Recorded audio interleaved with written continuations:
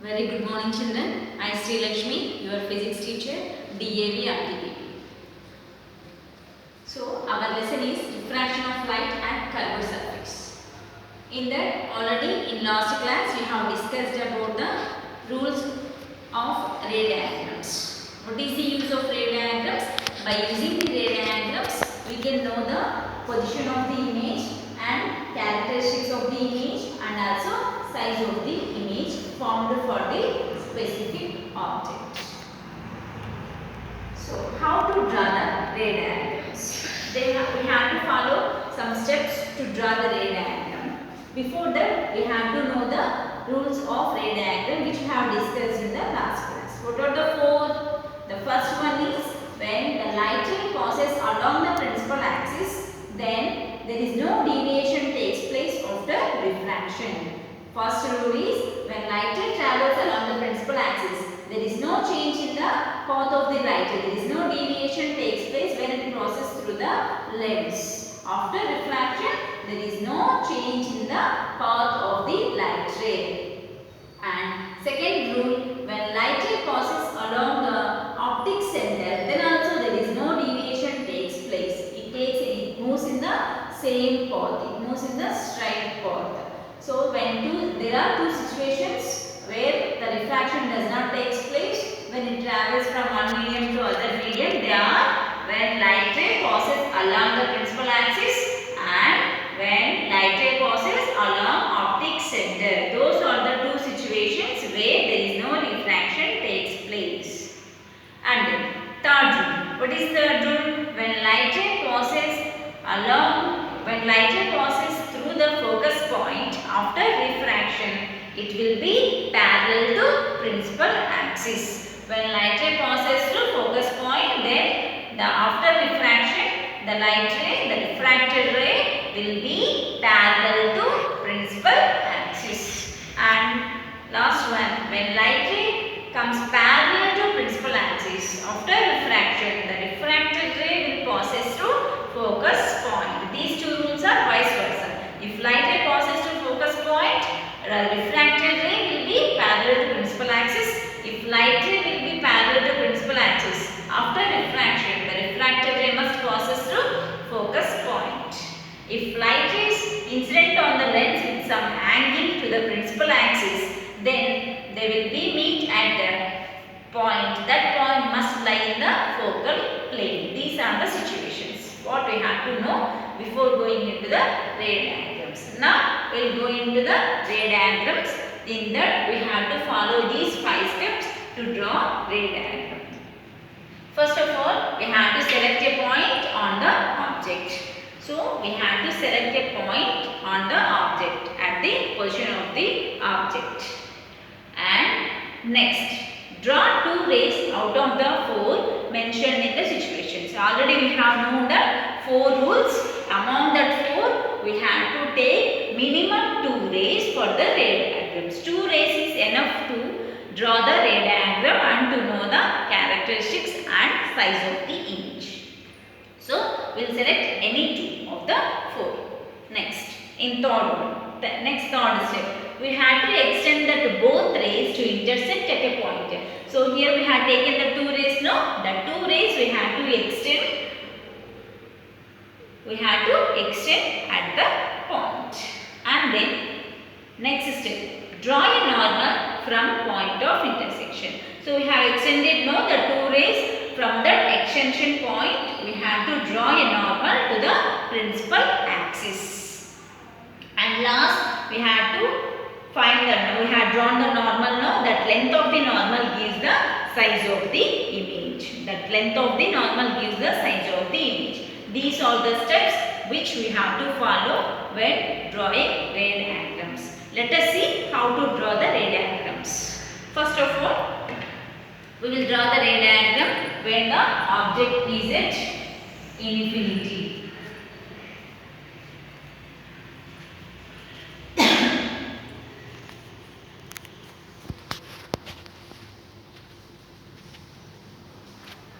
When object is at infinity.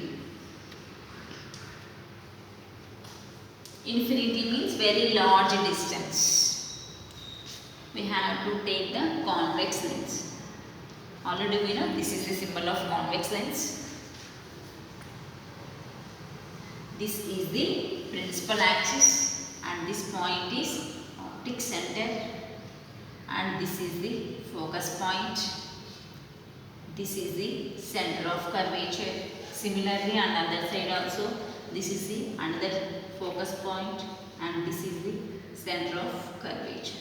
While we are drawing these ray diagrams, principal axis and mentioning the focus, center of curvature, we have to observe, we have to maintain that these all have the same distance, equidistance.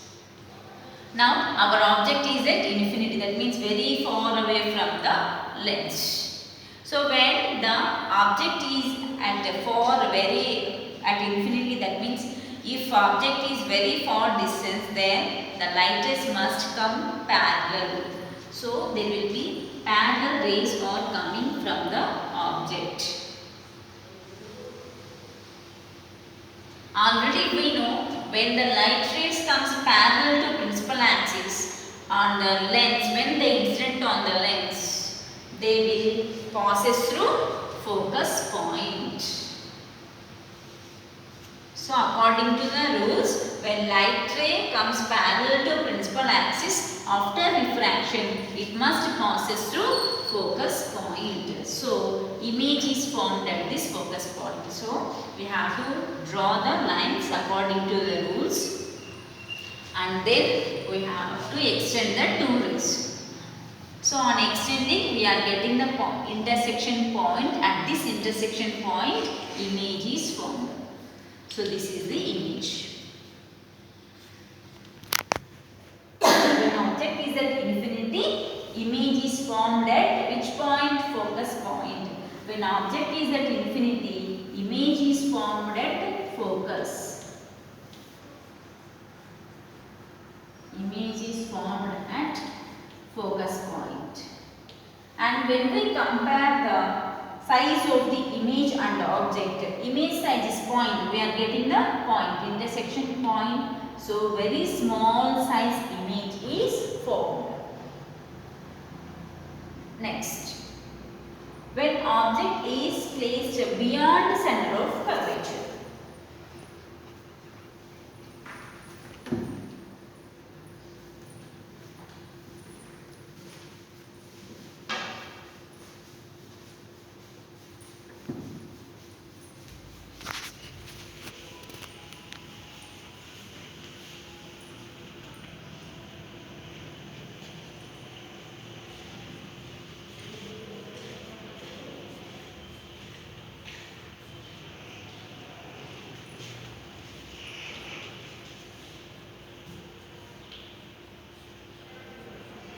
Beyond center of curvature. Then where the image is formed and how the image is formed. First of all, what we have to do? We have to draw the lens.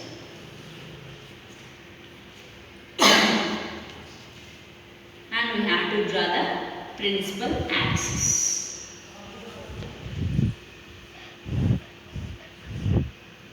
This is the optic center and this is the focus point.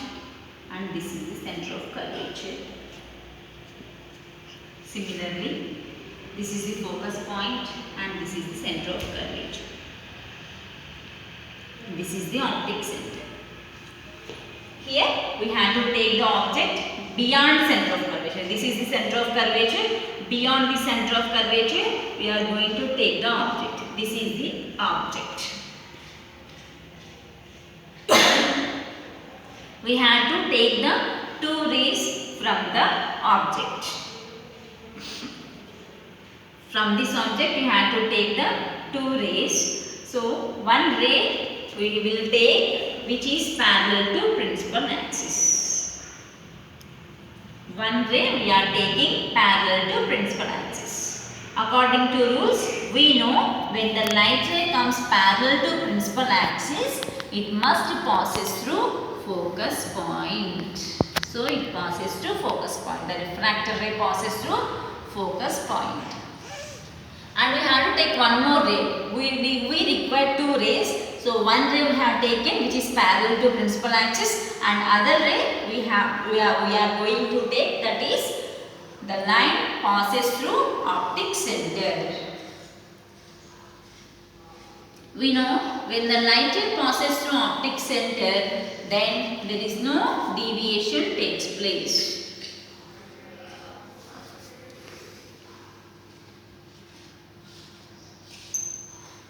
When we extend these two rays intersect at this point. So this is the position of image. Now what we have to do? We have to draw a normal to the principal axis, onto the principal axis. So this is the image formed for this object. This is the image formed by this convex lens for this object. And what is the position of image? So when we are keeping the object beyond center of curvature, we are getting the image between these 2 points. That means between F and C. The image is formed.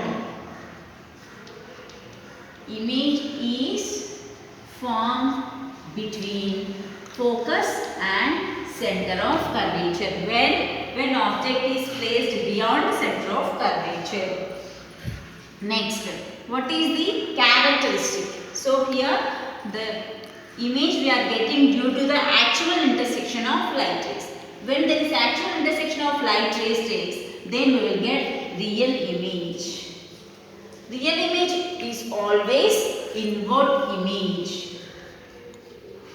So inward. So this is upside. So this is downside. That means inward position. So the image is inward. The image is formed due to actual intersection of light rays. So image is real.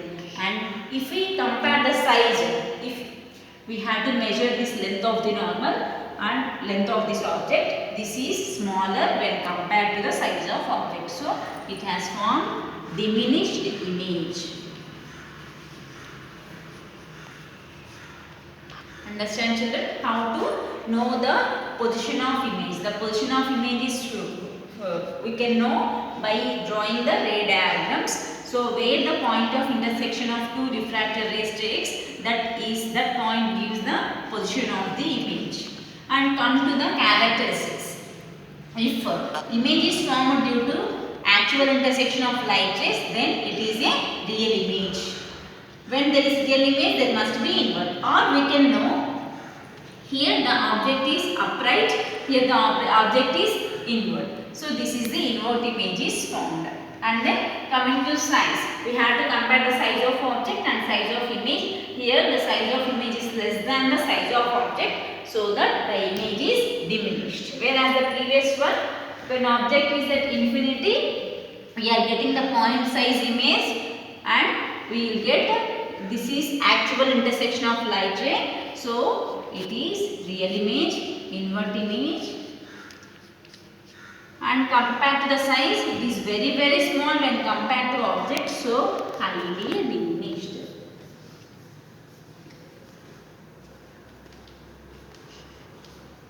Highly diminished image will get, and image is formed at focus. When object is at infinity, image is formed at focus, and highly diminished, real inward. When object is beyond center of curvature, the image is formed between focus and center of curvature, real, inward and diminished. Thank you, children. After watching this video, you have to write the steps and draw these 2 ray diagrams. Thank you.